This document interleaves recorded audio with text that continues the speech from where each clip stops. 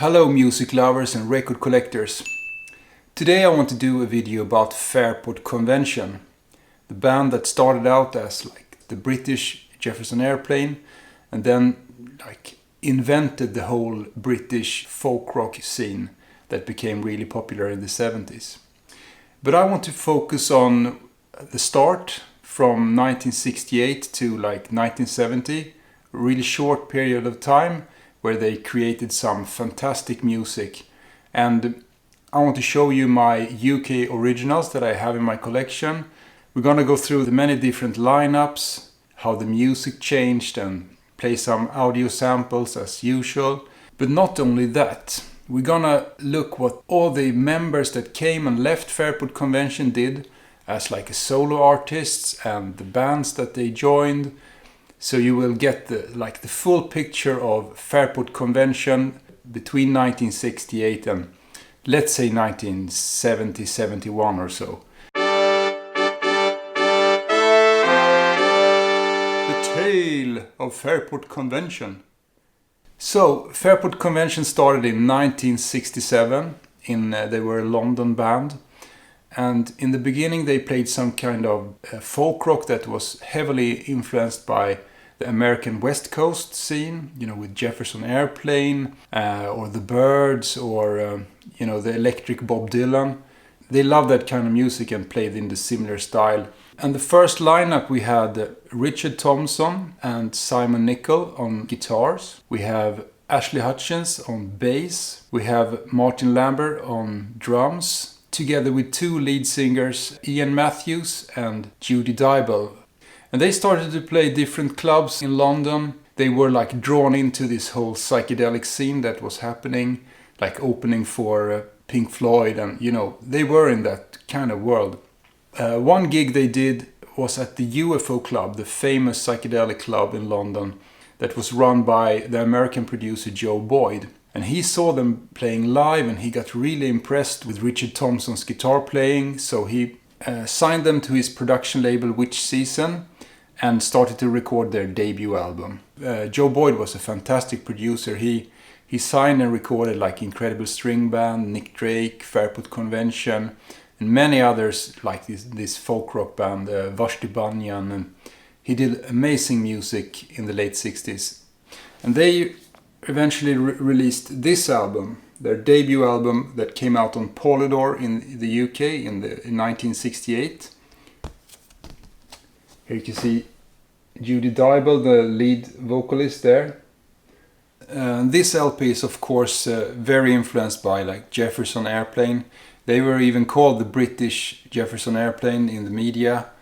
And they did some many covers on this one, Joni Mitchell songs and Bob Dylan songs, even a Mitt Rhodes song. I think this is a fantastic LP. The harmony vocals between Ian MacDonald and Judy Dyble works really well. They were really young when they did it. I think Richard Thompson was only 17 or 18. They play so well and the production is really good. So a great start from the band, but still they hadn't really found their real Fairport Convention sound. But I know that I need someone to hold, to love. And my mind says I should, and my heart says I should.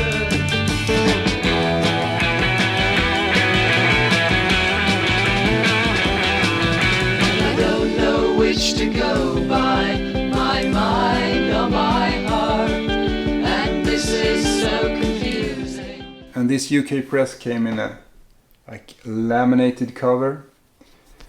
Really nice. I just love the UK covers. Something special with this more thin laminated UK covers. Yeah, the first LP didn't really sell well, so they were kind of disappointed with that. And also Joe Boyd, the producer, he thought that Judy Dyble really wasn't the singer for them. So he suggested that they should change the lead vocalist to Sandy Denny, a UK folk singer that had been recorded with Strawbs and had done some solo LPs. And Joe Boyd knew about her and he suggested them to the band.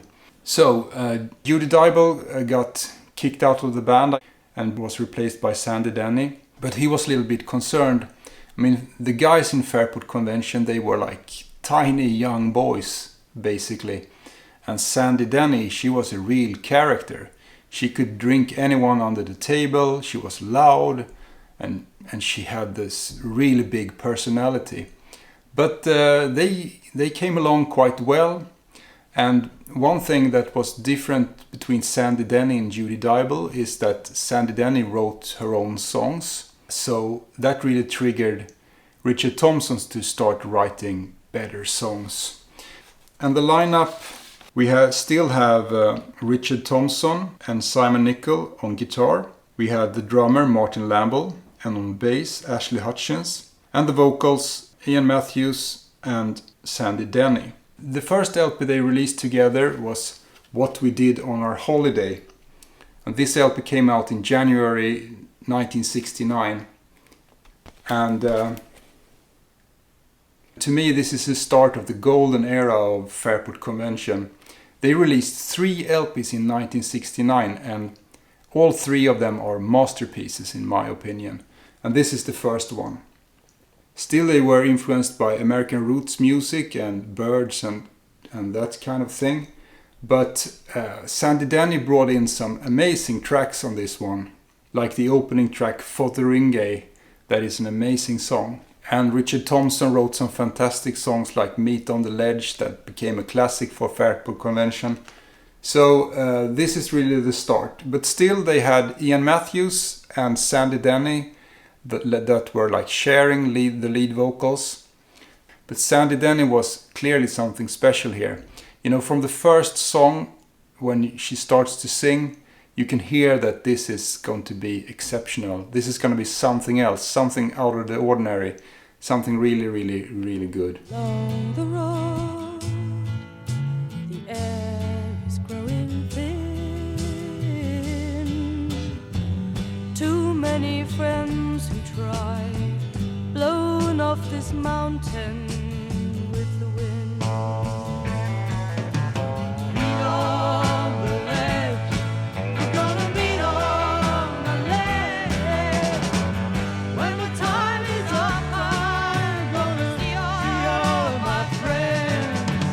Meet on the ledge. They had changed record label, so this one came out on Island Records, and this is the classic pink island design that they had in early '69, and this is the rough textured label. I don't know if you can see it. And I mean, Sandy Denny, she had her roots in English folk music. She played at the folk clubs and she knew all the old folk songs. So they started to include some traditional songs here, like She Moves Through the Fair and so on. But they still did some Dylan covers as well. They do a fantastic cover of I'll Keep It With Mine. I mean, Fairport Convention's Dylan covers are as good as the Birds' Dylan covers in my opinion. The next LP they did was Unhalfbricking, that came out in the summer of '69. And I mean, to me this is the best album they did. They still had one foot in the American folk rock, but they were starting to incorporate like English folk in this LP even more. And during the recording of this, Iain Matthews left the band. I think he felt that Sandy Denny were too big of a personality, she took too much space, and she was kind of the leader of what the band was going to do. And Iain Matthews felt like he wanted to do more American folk rock music, and when they were going towards more British folk rock, I think he felt that this was the wrong direction and he left the band. And a little later on I will show you what he did when he had left the band. We have some fantastic original songs written by Sandy Denny here. On this LP is her big song Who Knows Where the Time Goes, that had been voted the best British folk song ever in some magazines. And that is a truly, truly amazing song. And she was only 19 years old when she wrote this song. So it's absolutely amazing. And Richard Thompson did some fantastic songs on this one as well. Genesis Hall, the opening track, is brilliant.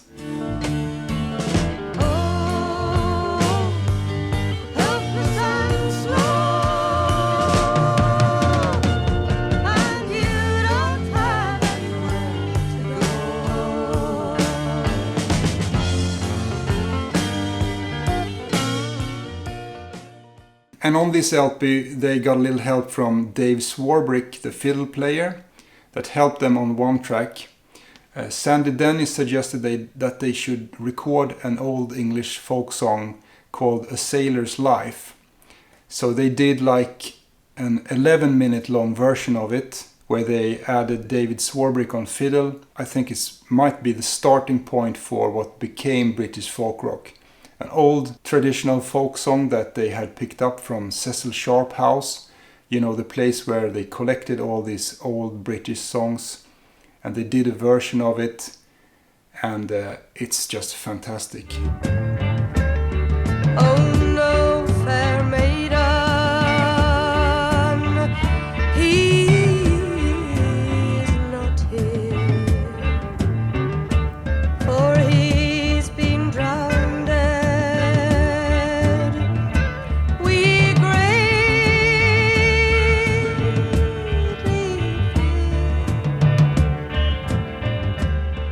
on yon green.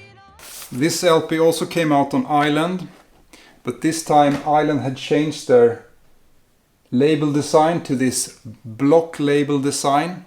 This label design was used for a very short period during the summer of '69. It's on Nick Drake's first LP, and just a few other releases got this design. So this is the Pink Island block label, it's called. Yeah, and on the cover here, this is a really interesting cover. Those old folks there, they are Sandy Denny's parents, and they are sitting outside of her house. And as you can see back here, the band is sitting there in the garden. So this is a kind of symbolic cover, I think. The old people, they like represent the old England, the traditions. And we have the rock band in the background, the hippies that represent the new electric sound. And those two worlds combine here when they started to do electric folk rock.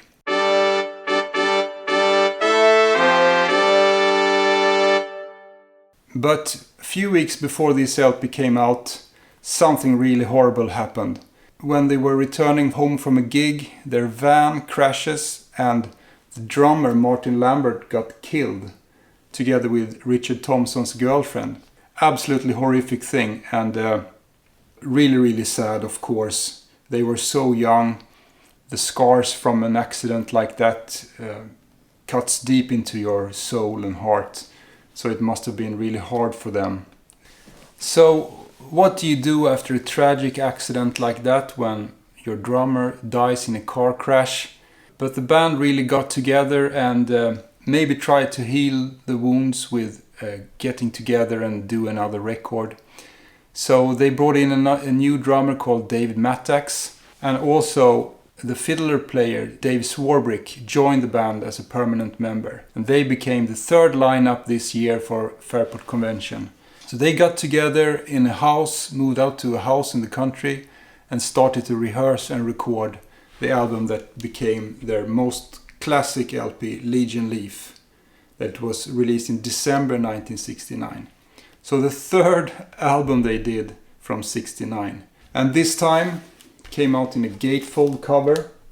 And on the inside here you can see all these old British folk things like Morris Dance and the Cecil Sharp and all the traditional British stuff.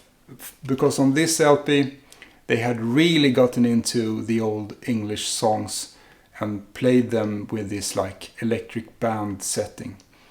Still, it was produced by Joe Boyd, so he was like the co-creator of the British folk rock, even though he was an American. And he did a fantastic job recording them. And this LP has some fantastic traditional songs, like the long song Matty Grooves. That is a an amazing folk rock song that I think really kind of defined the British folk rock sound.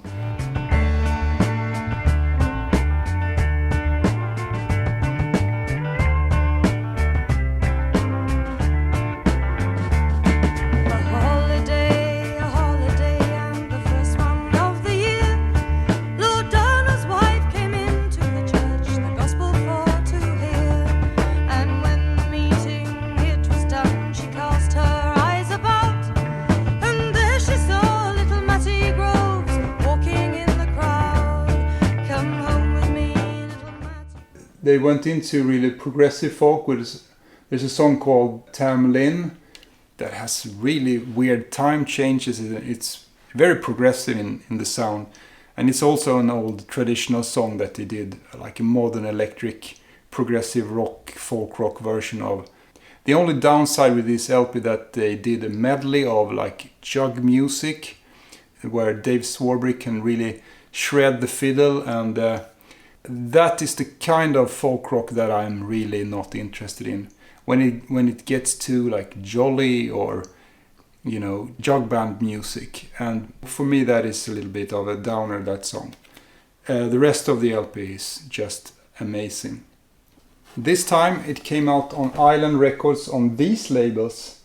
So this is the Pink Eye label that they used in the later part of '69, and yeah, Island did 3 different label designs in 1969, and Fairport Convention released 1 of each. Classic Island Records era for me, the Pink label years. They released some fantastic folk rock. Nick Drake was on Island, King Crimson, the debut on Island, and many other great bands released on the Pink Island label. When Liege and Lief came out, folk rock kind of exploded. There came many other bands that were trying to do this electric British folk music. And Sandy Denny felt like every time they went out on tour, they wanted to hear Matty Grooves or the old traditional English songs. But Sandy Denny, she was a singer-songwriter. She wanted to do her own songs. So she left the band to form another band. And shortly after she left the band, Ashley Hutchings, the bass player, also left the band for some reason. He wanted to do more of the traditional folk music. So I'm really not sure why he left the band. They could have continued with Fairport and do this traditional folk rock music. But anyway, he left to form Steeleye's band and other things in the 70s. So the rest of the band, they got their act together and brought in some new musicians and released this LP called The Full House. And this is the first Fairport Convention LP they did without a female vocalist. So on this LP we have Dave Matthews on drums, Simon Nicol on guitars, Richard Thompson on guitar, Dave Swarbrick on fiddle, and the new bass player Dave Pegg. As always, produced by Joe Boyd. And on this LP they continue to explore British folk music, but to me it's not as good as the early records from '69. It has one killer track though, called Sloth, the third and last track on side 1. That is an amazing track that I absolutely love. And released in a gatefold cover. The hippies looked like this, and it's very, very heavily textured cover. And this one also came out on the Pink Eye label. Just a roll, just a roll. Just a roll on your drum. Just a roll, just a roll, and the war has begun. Now the right thing.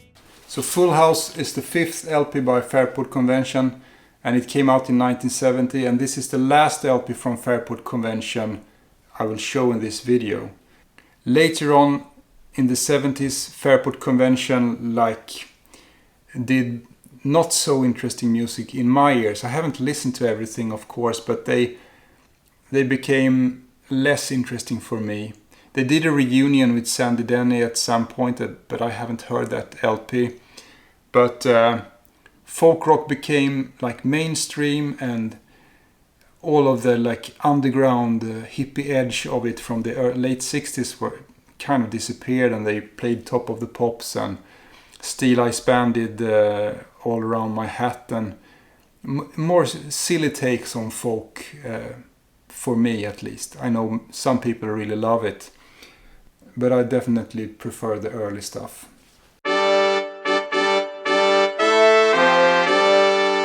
The Tale of Sandy Denny. So, now we're going to talk about what happened to all the people that left the band and what they did. And we're going to start with Sandy Denny. She left after Liege and Lief album to form a band with her husband Trevor Lucas. So together with some other musicians they formed a band called Fotheringay. And the album cover, it might not be my favorite, but it looks like this anyway, with Sandy Denny here. They're all dressed up like, I don't know. And came in a gatefold cover. There you can see the band, it's Sandy there. Also came out on the Pink Island label. It was released in 1970. On this LP, Sandy Denny could do more of her own songs. Some of them are more piano-led. Actually, her first instrument was piano, so she wrote many songs with piano as a bass. And I mean, there are some amazing songs. This is a really good folk rock LP. So Fotheringay just released this album. Sandy Denny has some pressure from the labels to do solo recording, because she that year had been voted the best lead female vocalist in NME or some other newspaper. So she was a hot name, and the record label, they wanted to do a solo record with her. So Fotheringay just released one album and then they disappeared. Sea flows under your doors in London town, and all your defenses are all broken down. So Sandy Denny, after leaving Fotheringay, she released her first proper solo recording, and it's this LP called The North Star Grassman and the Ravens, that came out in 1971 in this kind of mysterious cover. She sits and I'm not really sure what she's doing, measuring up some herbs or I don't know. This gatefold cover. No, you can see the full picture if you fold out the gatefold like this. And I think this cover was made by Keith Macmillan, who did the first Black Sabbath cover and many of the Vertigo Swirl covers. Cover designed by Keith. And there are some amazing songs here, like the title track, I love that. And Late November is a great song.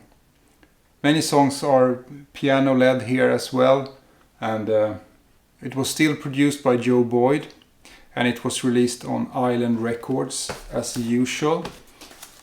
And on this one they had the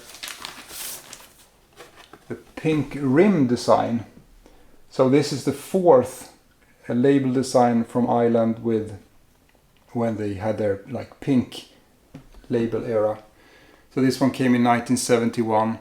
So this video is also a little bit about the different label designs on the Pink Island labels. I'm gonna show you the last LP I have from Sandy Denny, and it's the LP called Sandy that came out in 1972 with this lovely photo on the cover and beautiful gatefold cover. released on Island Records.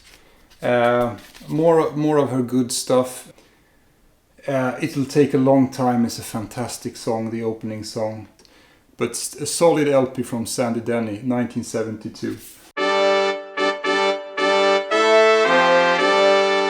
The Tale of Ashley Hutchings.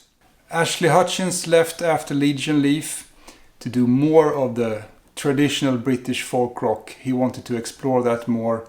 So he formed one of the most successful folk rock bands, Steeleye Span. And this is their debut album that came out in 1970. And on this LP we have Ashley Hutchings on bass, together with Maddie Pryor on vocals, Gay and Terry Woods, and Tim Hart. This is basically the same kind of sound as Liege and Lief. I think it's almost as good as Liege and Lief. Later on, Steeleye Span did some music that I'm really not interested in, but on this first LP they are totally up there with the best British folk rock. And this one came out on the RCA Victor label. And the LP is called Hark, The Village Wait. And on this LP we have some fantastic songs. I love The Blacksmith, for instance. And this LP was produced by Sandy Roberton, another great producer. So not produced by Joe Boyd, but still it has basically the same sound as Liege and Lief and all the other electric folk rock bands that were doing this kind of music in 1970.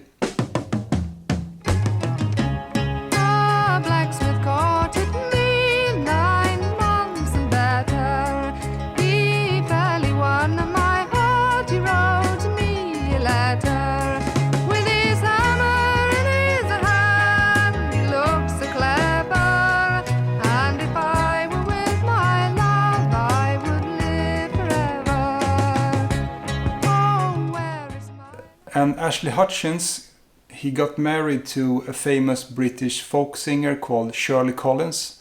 She did some solo recordings in the 60s and had been one of the big folk singers in the UK during the 60s. But together with her, he formed the band the Albion Band and released this LP called No Roses.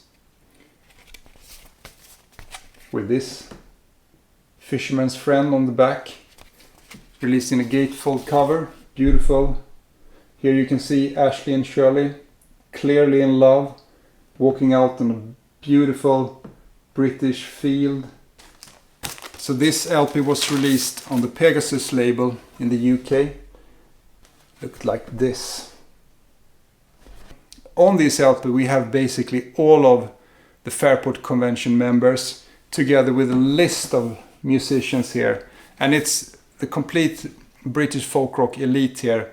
We have Lal and Mike Waterson, we have Roger Powell from Mighty Baby, Richard Thompson, Maddie Pryor from Steeleye Span, Simon Nicol, Ashley Hutchins, Alan Cave, Lol Coxhill, David Bland, Ian Whiteman, Barry Dransfield, Nick Jones, Dave Mattax, Dolly Collins, and the list goes on. So basically everyone that was in the folk rock scene came in during the sessions and added some instrument here and there, and together they put together this LP. And on this LP we have probably my favorite British electric folk rock song ever. And it's a song called Murder of Maria Martin, the last track on side 1. And that is an absolutely fantastic track. The backing band is the whole of Fairport Convention, the classic lineup. We have Mattax and Richard Thompson and everyone. And Shirley Collins is singing instead of Sandy Denny. And this is an old British tale about a girl who gets killed and buried inside a red barn. It's called the Red Barn Murder, and you can read about it on Wikipedia. And they did this fantastic song about it. And the production is just amazing, because it starts off with like this classic folk rock style with her singing on it, classic Fairport Convention sound. And then the music kind of fades out and this like hurdy-gurdy comes in, this drony sound. And then we have Shirley Collins' like eerie voice on top of that singing about this murder. And then the music kind of fades up again and we get back to this like folk rock groove a la Fairport Convention. And if you haven't heard The Murder of Maria Martin, put it on, it will blow your mind. It's absolutely fantastic. If you meet me at the red barn, as sure as I have life, I will take you to Ipswich town and then make you my wife. He straight went home and fetched his gun, his pickaxe and his spade. He went unto the red barn and there he died. The Tale of Iain Matthews. You know Iain Matthews, the male vocalist in the early Fairport Convention, who left during the recording of Unhalfbricking. He went on to a really successful solo career. He started by putting a band together called Matthews Southern Comfort that played more American folk rock and slash soft rock. It's very soft and very smooth, and he has this really lovely voice. And these Matthews Southern Comfort, they released 3 LPs. I don't have them, but I think they are pretty good. They have some good songs on. But I have one of his LPs at least that he put out in 1971 on the famous Vertigo Swirl label. And it's this LP. If You Saw Through My Eyes by Iain Matthews. And you can fold up this so you get this big photo. We're petting a cat there. Really nice blue tinted cover. Like this textured cover. And this is the UK Vertigo Swirl. Came on the famous Vertigo label, the big swirl. And this is a really like American folk rock, soft rock LP, but it's absolutely killer. I think it's one of my favorites from the Vertigo catalog.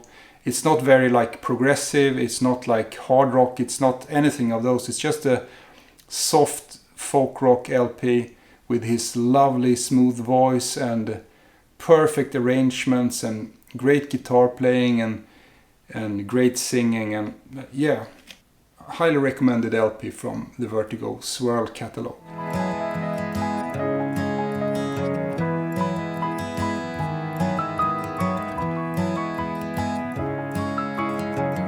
Anyone here know who goes forward, who can stay? Did you miss your call? You were having quite a ball, girl. You never...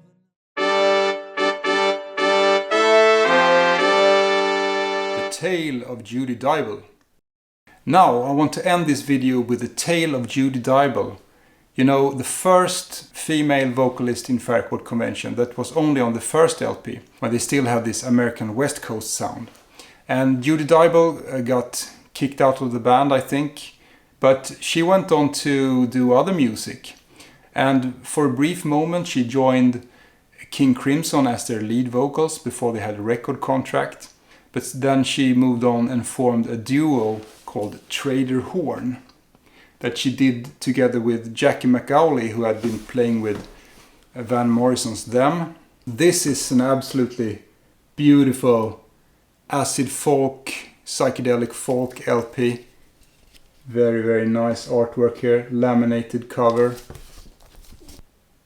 Absolutely beautiful artwork. Came with a photo of the duo here, Judy Dyble and Jackie McAuley. On this one she's sharing the singing together with Jackie McAuley, so she sings a few songs and he sings a few songs, and they, at least to my ears, they did some absolutely fantastic psychedelic folk, folk pop, some might say acid folk, I'm not sure about that, but yeah, maybe a little bit. And they only did one LP and one single, and this is a classic one. Came out on Dawn label in 1970. And the Dawn labels, they look like this, the first one. This is probably the rarest LP in the bunch I have shown today. It's a bit of a rarity, this one. Quite hard to get. It was also released in the US on the Janus label, I think. And that one is cheaper to get if you want to. But this is the UK original on Dawn from Judy Dyble, the first singer in Fairport Convention. Oh yes, suddenly be golden sand swept in from the sea.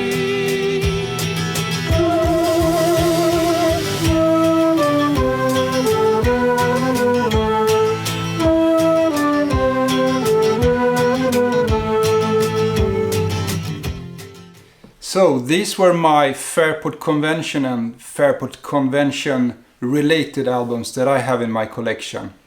I think I have what I want to have. I have the early Fairport records. I don't need their 70s records.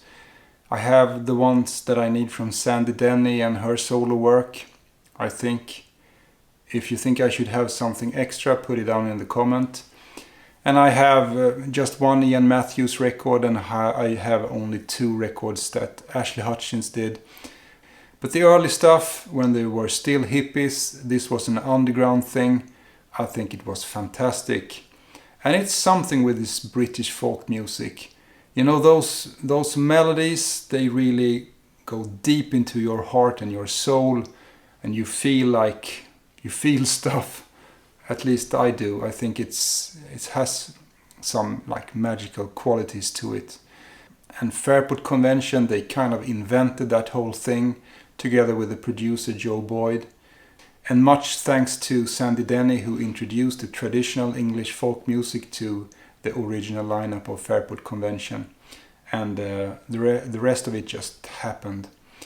And great music, and bands that came after like Trees and Mellow Candle and you know, many of these other collectible folk rock LPs, they were of course trying to copy Fairport Convention and copy their style. So put down a comment. What's your favorite British folk rock LP from this era? And also give me a thumbs up if you think this video was okay. And subscribe if you want to. So until next time, play some folk music. It's good for the soul. And be kind to each other, and be sure to buy some more records. You can always have more records. Anyway, peace out.